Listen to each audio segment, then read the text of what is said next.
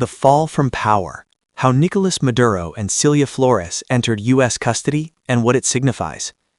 For more than a decade, Nicolás Maduro stood at the center of Venezuela's political universe, wielding power amid economic collapse, international isolation, and persistent allegations of corruption and criminal coordination.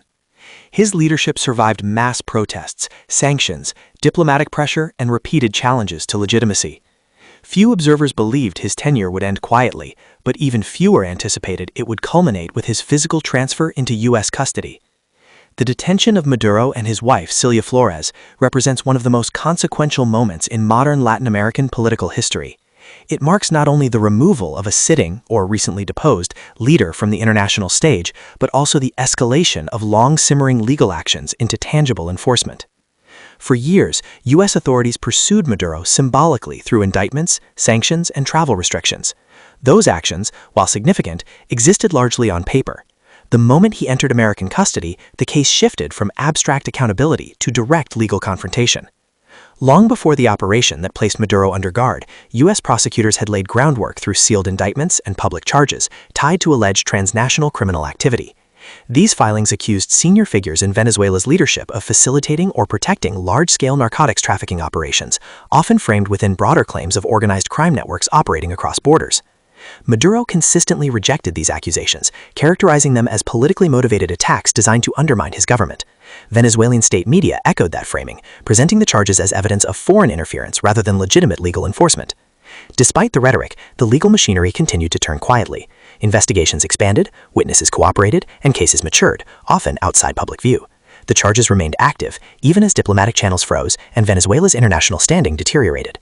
What changed was not the existence of legal exposure, but the opportunity to act on it.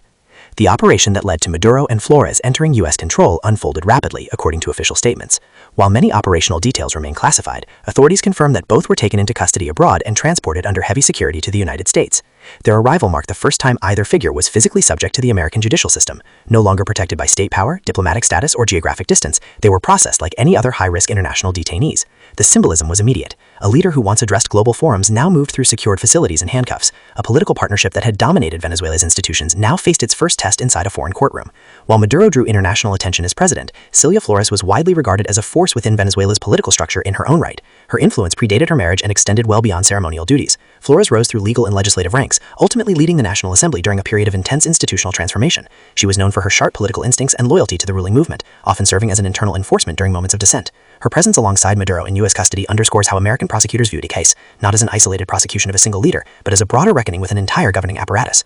Once transferred to federal detention, the narrative surrounding Maduro and Flores entered a new phase. Political arguments, while still relevant in public discourse, became secondary to procedural reality. In the U.S. system, defendants are subject to formal identification and intake, judicial notification of charges, assignment or confirmation of legal counsel, detention determinations. These steps, though routine, carry enormous weight in cases involving international defendants. Every decision, from housing arrangements to courtroom scheduling, signals how seriously the government views the prosecution. Unlike political standoffs, courts operate on written records, deadlines, and precedent. Public opinion plays little role in determining outcomes. The prosecution of former heads of state is rare. The prosecution of leaders removed from power and brought to the United States without a conventional extradition process is rarer still. Historically, accountability for heads of government has followed one of three paths. Maduro's case fits none of these categories cleanly. Instead, it reflects a fourth scenario: direct prosecution in a foreign national court based on existing indictments and asserted jurisdiction over transnational crimes. This approach carries legal, diplomatic, and strategic consequences that extend far beyond Venezuela.